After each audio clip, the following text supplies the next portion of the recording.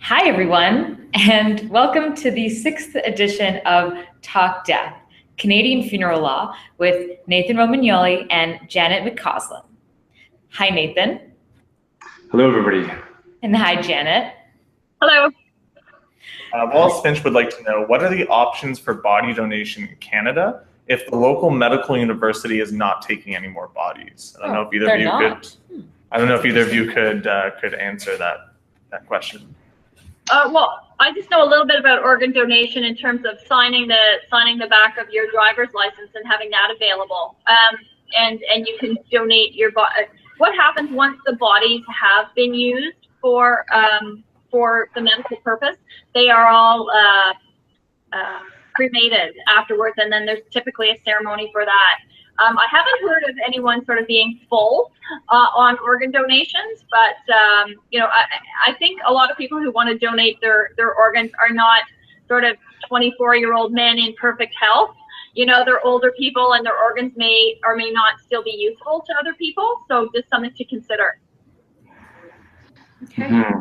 We have a program that actually strives to facilitate the act of bequeathing your body to research or science, which is an extremely difficult thing to be done and very, very, very misunderstood by the general population.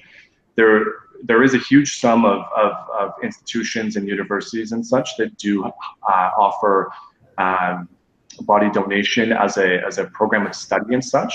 But quite honestly, their programs do get full. And in fact, I was speaking with the University of Waterloo today, just this morning, in fact, because we oftentimes facilitate bringing deceased people to them for donation.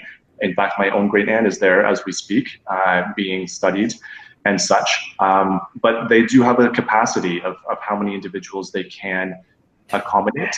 And typically, with respect to whole body donation, the university oftentimes will take possession of one's bequeathed body for a number of years.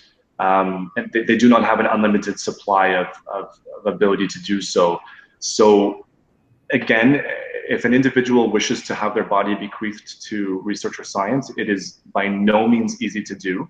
And a significant amount of planning needs to go into to that element, first by becoming pre-registered with a particular organization. And so, you know, again, we tried to bring the public and the organizations that take individuals after death together and facilitate being the people to do so for them. So we get inquiries all the time. In fact, we mailed a package out this morning to a gentleman to help him understand how to go about having his body donated, though there's no guarantee come the time you die, much as Janet said about organs, that your body can actually be accepted even if there is space, because there's requirements that your body has to be successfully checking off the boxes of dying of particular diseases. So very misunderstood and needs to be definitely expanded, you know, in terms of education. All right, well then I think we're definitely going to have to make a blog post about that and let everyone know a bit more information in Canada and in the US about donating to science. In the US, it seems maybe a little more easy, so maybe we should invite them over to pick up our dead if they need more, because apparently a lot of Canadians want that, and they do. Yeah. We get probably 3 inquiries per week of people pre-planning. Trying to discuss that. The truth and reality is that one's body must be delivered to the university typically within a 24-hour period after their death. So there's not one particular scenario in funeral service that we do that's more intense and more time sensitive than bequeathal of deceased people. It's very intense. Right, because that leaves very little time for any form of visitation or any service. Quite honestly, the reality of having a medical certificate of death signed at the place of someone's death, having the body transferred into our care, having the death registered at the municipality who typically works office hours, we oftentimes work in a 24-hour scale to achieve this. So it's very, very intense. Wow.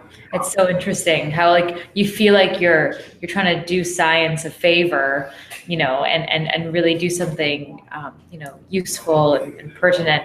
And then it actually is a really hard process to go through to try to do something so Yes, helpful. So it's a catch-22. it very much is. So there's practicality that comes into play, and also science, right? I think that a lot of people forget the fact that our body is a mass of science. It's a biological mess when we die. And so we do not have time on our sides to be able to afford 3 days to have a doctor sign a medical certificate of death, have the death registered, and have their body transported sometimes hundreds of kilometers away for donation.